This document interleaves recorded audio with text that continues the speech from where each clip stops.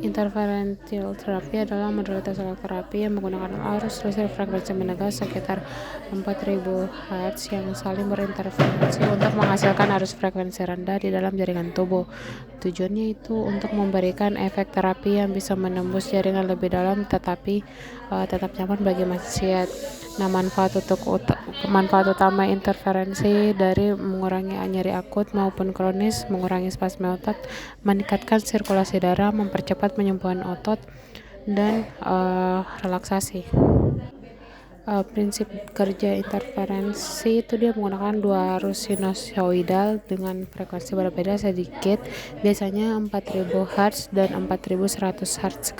Ketika kedua arus ini bertemu di dalam jaringan, terjadi interferensi yang dimana menghasilkan bit frekuensi 100 Hz contohnya, yang dimana itu dia memberikan efek terapi seperti stimulasi saraf sensorik, modifikasi transmisi nyeri, dan relaksasi otot. Nah, ini dia terjadi karena ada bekerjanya frekuensi menengah, arus dapat menembus lebih dalam tanpa rasa tidak nyaman. Sebelum itu, indikasi dari interferensi ini dia dapat digunakan pada kondisi seperti nyeri punggung bawah ataupun low back pain, nyeri leher, tendinitis, osteoartritis, cedera jaringan lunak, nyeri bahu atau frozen shoulder, postural pain, muscular spasm. Interferensi ini dia tidak bisa digunakan pada pasien dengan pacemaker, area inflamasi akut, area tumor atau keganasan, kehamilan ataupun pada area abdomen ataupun lumbal, luka terluka, gangguan sensasi berat, deep vein thrombosis atau DVT. Nah, jadi untuk pemakaian interferensi ini harus secara hati-hati pada pasien dengan gangguan jantung, kulit, sensitif, ataupun gangguan pada saraf perifer. Sebelum melakukan terapi, kita harus melakukan anamnesis singkat, di mana kita harus menanyakan kepada pasien terkait keluhan, lokasi nyeri, intensitas, dan riwayat penyakit. Nah, setelah kita menanyakan hal tersebut, kita lanjut ke pemeriksaan sensasi. Nah, kita sebagai fisioterapis harus memastikan area tersebut masih memiliki sensasi normal terhadap sentuhan. Setelah itu, kita sebagai fisioterapis juga harus menjelaskan bagaimana prosedurnya.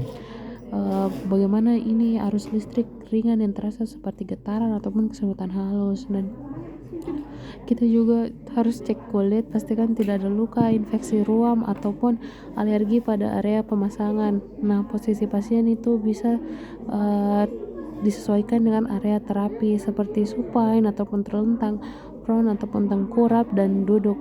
Nah, pokoknya kita harus memastikan pasien itu tetap nyaman dan santai.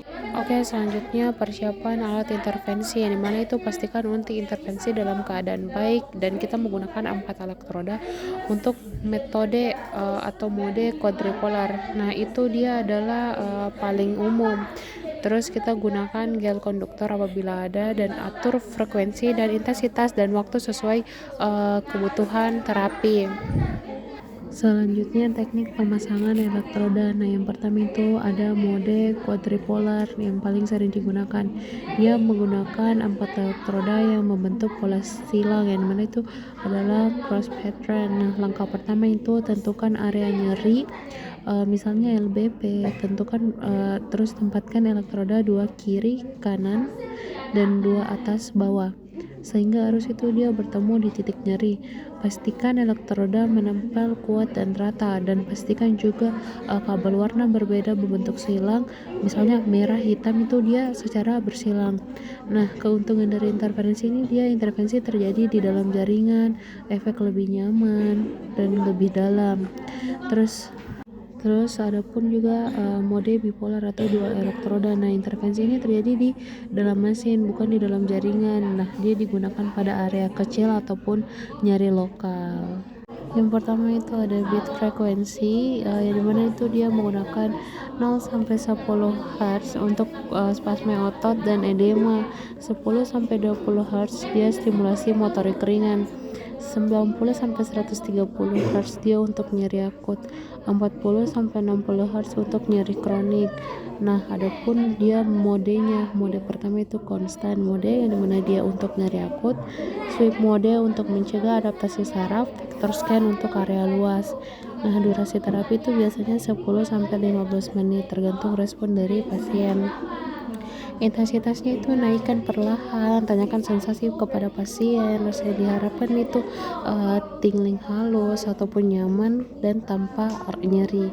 Nah, prosedur selama terapi itu sekitar awasi pasien, tanyakan apakah sensasinya nyaman, atau pastikan tidak ada rasa panas ataupun nyeri. Jika ada rasa tidak nyaman, intensitas diturunkan. Jaga posisi pasien tetap rileks. Usahakan pasien itu tidak merasakan nyeri yang sangat dia rasa sakit. Pastikan selama prosedur terapi itu tetap berada di dekat pasien, tanyakan rasa nyaman, dan kita sebagai fisioterapis itu harus memperhatikan kulitnya pasien. Jika terasa nyeri, berarti kita sebagai fisioterapis harus kurangi intensitasnya dan pastikan pasien tidak mengubah posisi tubuh. Dan kita sebagai fisioterapis harus memperhatikan posisinya pasien. Terus pantau respon tubuh seperti keringat dingin, pusing ataupun kecemasan. Setelah melakukan terapi, kita sebagai fisioterapis harus mematikan alat sebelum melepas elektrodanya, dan lepaskan elektroda perlahan. Bersihkan gel yang tersisa dan periksa kulit atau iritasi. Periksa kulit kalau ada iritasi ataupun kemerahan. Tanyakan respon kepada pasien, apakah nyeri berkurang, apakah ada sensasi tidak nyaman. Dan kita sebagai fisioterapis juga jangan lupa untuk mencatat area pemasangan, parameter, intensitas, dan durasi dan respon dari pasien. Baik, terima kasih telah mengikuti video lengkap mengenai teknik penggunaan interferon terapi. Semoga video ini membantu Anda memahami cara kerja interferensi secara mendalam.